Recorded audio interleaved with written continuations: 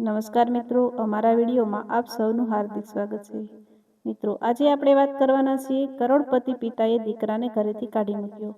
અમદાવાદમાં રહેતા મહેન્દ્રભાઈ શાહ શહેરના સૌથી મોટા ઉદ્યોગપતિમાંના એક હતા. કરોડપતિની સંપત્તિ, અનેક ફેક્ટરીઓ અને સમાજમાં ખૂબ મોટું નામ. તેમનો એકમાત્ર દીકરો હતો વિવાન. વિવાન ભણેલો, ગણેલો અને સંસ્કારી હતો, પરંતુ તેના પિતાની જેમ પૈસાને જ જીવનનું બધું માનતો નહોતો. એક દિવસ વિવાને પોતાના પિતાને કહ્યું, "પપ્પા, હું કંપનીમાં કામ કરીશ, પરંતુ પહેલા સામાન્ય માણસની જેમ જીવન જીવવા માંગુ છું." મહેન્દ્રભાઈ ગુસ્સે થઈ ગયા. "તું મારો દીકરો છે, તારે સંઘર્ષ કરવાની જરૂર નથી." વિવાન શાંતિથી બોલ્યો, "પૈસા વારસામાં મળી શકે, અનુભવ નહીં." આ વાત મહેન્દ્રભાઈને ગમી નહીં. થોડા સમય પછી વિવાનને એક સામાન્ય મધ્યમવર્ગીય યુવતી કાવ્યા સાથે પ્રેમ થઈ ગયો. કાવ્યાના પિતા એક સ્કૂલ શિક્ષક હતા. જ્યારે મહેન્દ્રભાઈએ આ વાતની ખબર પડી, તેઓ આગ બબૂલા થઈ ગયા. "એક શિક્ષકની દીકરી મારા ઘરની વહુ નહીં બને." વિવેકે કહ્યું, "પપ્પા, હું પૈસા નહીં, માણસના સંસ્કાર જોઉં છું." મહેન્દ્રભાઈએ ગુસ્સામાં નિર્ણય લીધો, "જો તારે આ છોકરી સાથે લગ્ન કરવા હોય તો આજથી તારો મારી સંપત્તિ સાથે કોઈ સંબંધ નથી." વિવાને પોતાના પ્રેમ અને સ્વાભિમાનને પસંદ કર્યું. તે ઘર છોડીને નીકળી ગયો. તેના બેંક ખાતા બંધ કરી દેવામાં આવ્યા, ક્રેડિટ કાર્ડ બંધ, મોંઘી કાર પાછી લઈ લેવામાં આવી. એ જ દિવસમાં કરોડપતિનો દીકરો સામાન્ય માણસ બની ગયો. શરૂઆતના દિવસો ખૂબ મુશ્કેલ હતા અને નાનકડા ભાડાના રૂમમાં વિવાન અને કાવ્યા રહેવા લાગ્યા.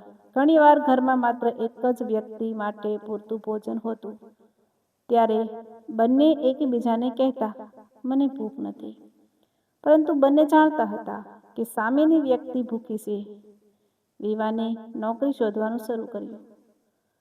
જ્યાં પણ જતો ત્યાં લોકો તેના અનુભવ વિશે પૂછતા. અનુભવ ન હોવાથી કોઈ નોકરી આપતું નહોતું. એક દિવસ તેને એક ગોડાઉનમાં નોકરી મળી. માસિક પગાર માત્ર 12,000 રૂપિયા. જે છોકરો કરોડોની કારમાં ફરતો હતો, તે હવે માલના બોક્સ ઉઠાવતો હતો. એક દિવસ ગોડાઉનમાં કામ કરતી વખતે તેના હાથમાં ગંભીર ઈજા થઈ. ઘરે આવ્યો ત્યારે કાવ્યાએ તેના ઘાયલ હાથ જોયા.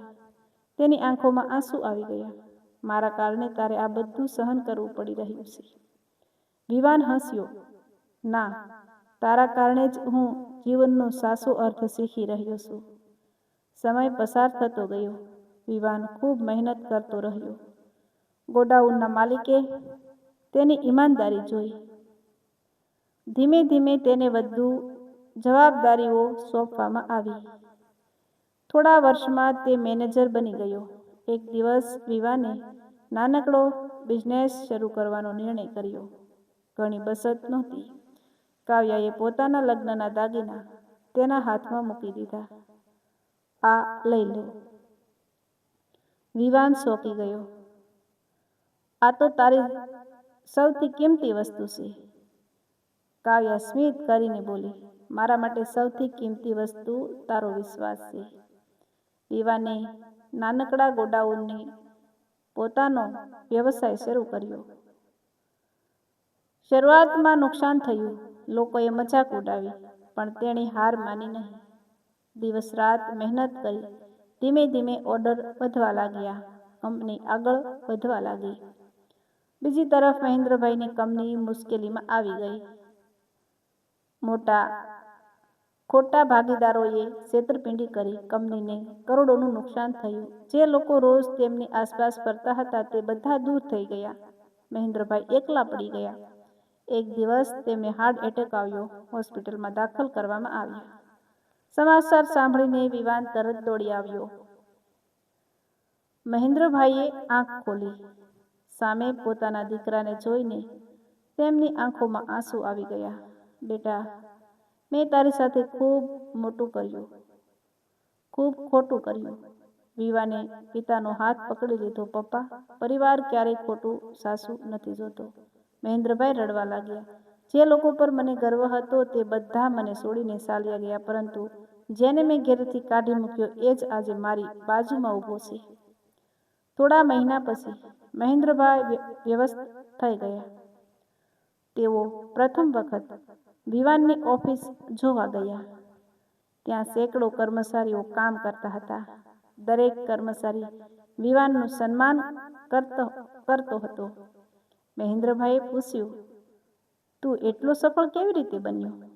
વિવાને જવાબ આપ્યો, તમે મને ઘરેથી કાઢી મૂક્યો એ દિવસે મેં જીવનની સૌથી મોટી યુનિવર્સિટીમાં પ્રવેશ લીધો. સંઘર્ષની યુનિવર્સિટીમાં મહેન્દ્રસિંહની આંખો ફરી ભીની થઈ ગઈ.